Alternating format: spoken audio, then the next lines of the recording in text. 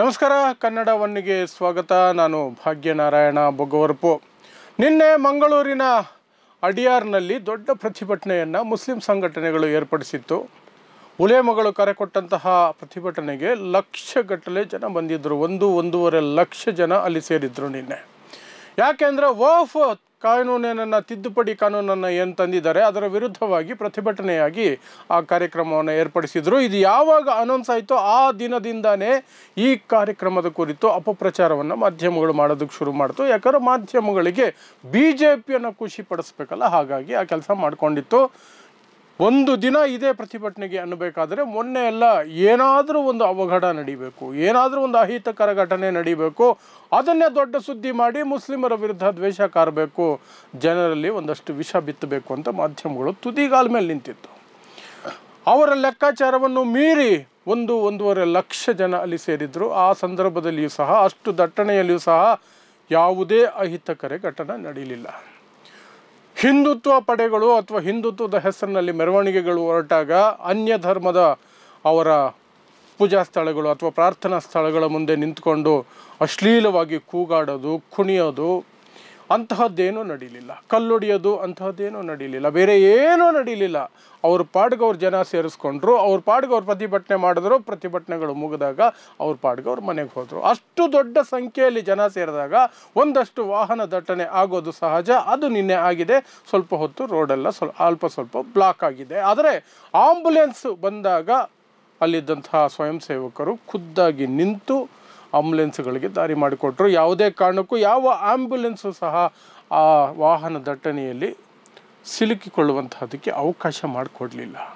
ಅಷ್ಟು ಅಚ್ಚುಕಟ್ಟಾಗಿ ಎಲ್ಲವನ್ನೂ ಸಹ ಅವರು ಮಾಡಿ ಮುಗಿಸಿದ್ರು. ಅದಾದ ನಂತರ ಕೂಡ ಮಧ್ಯಮದವರು ಹುಡುಕ್ತಾ ಇದ್ರು, ಏನಾದರೂ ಸಿಗಬೇಕಲ್ಲ ನಮಗೆ, ಅಯ್ಯೋ ಏನೂ ಸಿಗಲಿಲ್ಲ ಅಂದರೆ ಹೇಗೆ ಅಂತ. ತಕ್ಷಣ ಅವರಿಗೆ ಒಂದು ದೃಶ್ಯ ಕಂಡು ಬಿತ್ತು. ಯಾವುದೋ ಒಂದು ಪೊಲೀಸ್ ವ್ಯಾನಲ್ಲಿ, ಪೊಲೀಸ್ ಜೀಪಲ್ಲಿ ಪ್ರತಿಭಟನೆಗೆ ಬಂದಿದ್ದವರು ಒಂದಷ್ಟು ಜನ ಕಾಣಿಸ್ಕೊಂಡ್ರು. ತಗೊಳ್ಳಿ ಸ್ಟಾರ್ಟ್ ಮಾಡಿದ್ರು. ಪ್ರತಿಭಟನಾಕಾರರಿಗೆ ಪೊಲೀಸರು ವಾಹನ ವ್ಯವಸ್ಥೆ ಮಾಡ್ತಿದ್ದಾರೆ, ಟ್ರಾವೆಲ್ ಏಜೆಂಟ್ಗಳ ಥರ ಕೆಲಸ ಮಾಡ್ತಿದ್ದಾರೆ.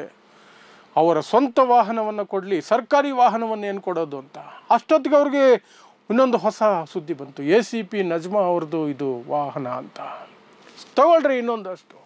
ಪೊಲೀಸರಲ್ಲಿರುವಂತಹ ಮುಸ್ಲಿಮರೇ ಇವ್ರ ಪರವಾಗಿ ನಿಂತಿದ್ದಾರೆ, ಹಾಗೆ ಹೀಗೆ ಅನ್ನೋ ರೀತಿಯಲ್ಲಿ ಸುದ್ದಿಗಳನ್ನು ಮಾಡಿದ್ರು. ಅದರಲ್ಲೂ ವಿಶೇಷವಾಗಿ ಪಬ್ಲಿಕ್ TV ಇಂತಹ ದ್ವೇಷ ಬಿತ್ತೋ ವಿಚಾರದಲ್ಲಿ ಲೀಡ್ ತಗೊಳ್ಳುತ್ತೆ ಬೇರೆ ಚಾನಲ್ಗಳಿಗೆ. ಇದು ನಿನ್ನೆ ಸಮಾಚಾರಕ್ಕೂ ಸಹ ಲೀಡ್ ತಗೊಂಡು ಬ್ಯಾಕ್ ಟು ಬ್ಯಾಕ್ ಬ್ರೇಕಿಂಗ್ ನ್ಯೂಸ್ಗಳನ್ನು ಕೊಟ್ಟರು.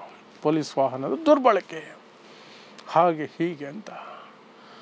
ಆದರೆ ಇವತ್ತು police commissioner, Mangaluru police commissioner Anupam Agarwal ಅವರಿಂದ ಸ್ಪಷ್ಟನೆ ಬಂದಿದೆ. ಆ ವಾಹನವನ್ನು ಬಳಸಿದ್ದು ನಿಜ ಹೌದು.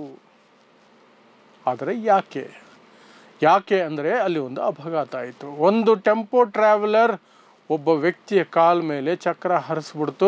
ಆ ವ್ಯಕ್ತಿಗೆ ಗಂಭೀರವಾದ ಗಾಯ ಆಯಿತು. ಆ ವ್ಯಕ್ತಿಯನ್ನು, ಆ ಗಾಯಾಳುವನ್ನು ಆಸ್ಪತ್ರೆಗೆ ಸಾಗಿಸ್ಬೇಕಾಗಿತ್ತು.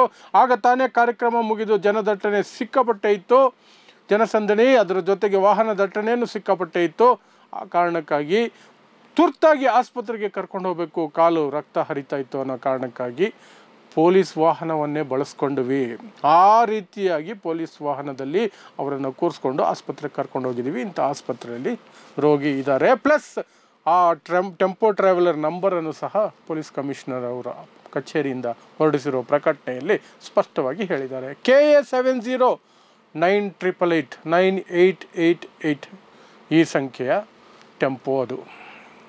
ಸೊ ಈ ಸುದ್ದಿ, ಈ ಏನು ಕ್ಲಾರಿಫಿಕೇಷನ್ ಬಂದ ತಕ್ಷಣವೇ ಮಾಧ್ಯಮಗಳು ಬೆತ್ತಲಾದವು. ಅದರಲ್ಲೂ ವಿಶೇಷವಾಗಿ ಪಬ್ಲಿಕ್ TV ಕಂಪ್ಲೀಟಾಗಿ ಬೆತ್ತಲಾಯಿತು.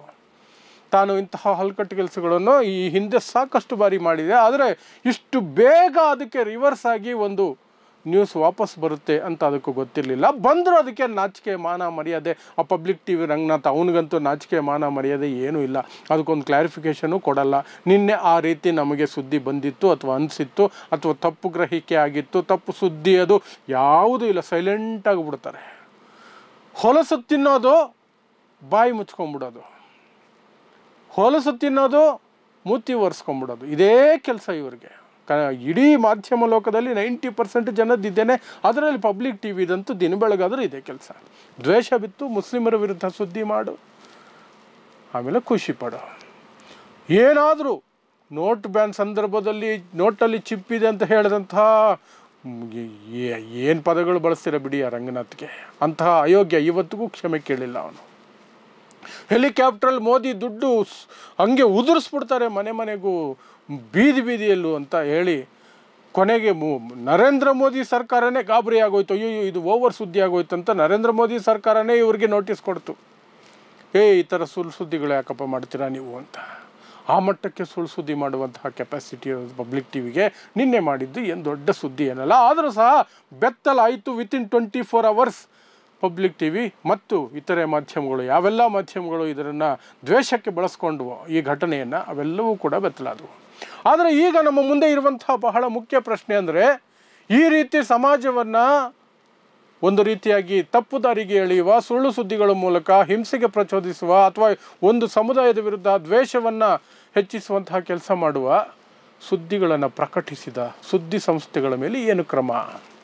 ಇದು ಪೊಲೀಸರನ್ನೇ ಆರೋಪಿ ಸ್ಥಾನದಲ್ಲಿ ನಿಲ್ಲಿಸಿದಂತಹ ವರದಿ ಅದು ನಿನ್ನೆ ಮಾಡಿದ್ದು. ಹಾಗಾದರೆ ಪೊಲೀಸರು ಏನಾದರೂ ಕ್ರಮ ಕೈಗೊಳ್ತಾರ? ಸರ್ಕಾರ ಏನಾದರೂ ಕ್ರಮ ಕೈಗೊಳ್ಳುತ್ತಾ? ದ್ವೇಷ ಬಿತ್ತ ಪ್ರಯತ್ನ ಇದು ಅಂತ ಅಂದರೆ ಆ ರೀತಿ ಹೋಪ್ಸೇನೂ ನಾವು ಇಟ್ಕೋಬೇಕಾಗಿಲ್ಲ. ಯಾಕಂದರೆ ಈ ಸರ್ಕಾರಕ್ಕೆ ಅಷ್ಟೊಂದು ಧೈರ್ಯ ಇಲ್ಲ. ಸರ್ಕಾರಕ್ಕೆ ಧೈರ್ಯ ಇಲ್ಲ ಅಂದಮೇಲೆ ಪೊಲೀಸರು ಆ ಕೆಲಸ ಮಾಡೋಕ್ಕಾಗಲ್ಲ.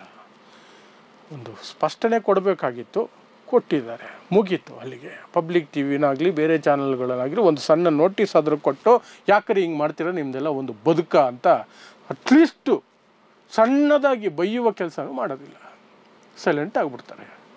ಸೊ ಅದೇನೇ ಇರಲಿ, ನಿನ್ನೆಯ ಪ್ರತಿಭಟನೆ ತಿದ್ದುಪಡಿ ಕಾಯ್ದೆ ವಿರುದ್ಧ ನಡೆದಂತಹ ನಿನ್ನೆ ಪ್ರತಿಭಟನೆ, ಮಂಗಳೂರಿನ ಪ್ರತಿಭಟನೆ ಯಶಸ್ವಿಯಾಗಿದೆ. ಆ ಯಶಸ್ವಿಯ ಬೆನ್ನಲ್ಲೇ ಒಂದಷ್ಟು ಸುಳ್ಳು ಸುದ್ದಿ ಹರಡಿದೆ. ಆ ಸುಳ್ಳು ಸುದ್ದಿಗೆ ಪೊಲೀಸ್ ಕಮಿಷನರು ಒಂದು ಕ್ಲಾರಿಫಿಕೇಷನ್ ಕೊಡುವ ಮೂಲಕ ಅದು ಸುಳ್ಳು ಸುದ್ದಿ ಅಂತ ಹೇಳಿ ಸಮಾಧಾನಕರವಾಗಿ ಅವರು ಸೈಲೆಂಟ್ ಆಗಿದ್ದಾರೆ, ಮಾಧ್ಯಮಗಳು ಸೈಲೆಂಟ್ ಆಗ್ತವೆ. ಅದರ ಜೊತೆಗೆ ಇನ್ನೊಂದಷ್ಟು ಜನ ಏನೇನೋ ಕಥೆಗಳನ್ನು ಕಟ್ಟಿದ್ರು.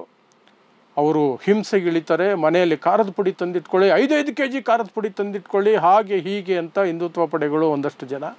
ಅದ್ರ ಬಗ್ಗೆಯೂ ಸಹ ಕಮಿಷನರ್ ಆಗಲಿ ಸರ್ಕಾರ ಆಗಲಿ ಯಾವ ಕ್ರಮಕ್ಕೂ ಮುಂದಾಗೋದಿಲ್ಲ. ಇದು ಇವತ್ತಿನ ಕರ್ನಾಟಕ ಸರ್ಕಾರದ ದುಸ್ಥಿತಿ. ನಮ್ಮ ಅದೃಷ್ಟ ಅನ್ಕೋಬೇಕು, ಒಂದು ಕ್ಲಾರಿಫಿಕೇಷನ್ ಬಂದಿದೆ, ಅದಕ್ಕೆ ಖುಷಿ ಪಡಬೇಕಷ್ಟೇ. ನೋಡ್ತಾ ಇರಿ ಸಮಾಜಕ್ಕಾಗಿ ಕನ್ನಡ 1 ನ್ಯೂಸ್. ನಮಸ್ಕಾರ.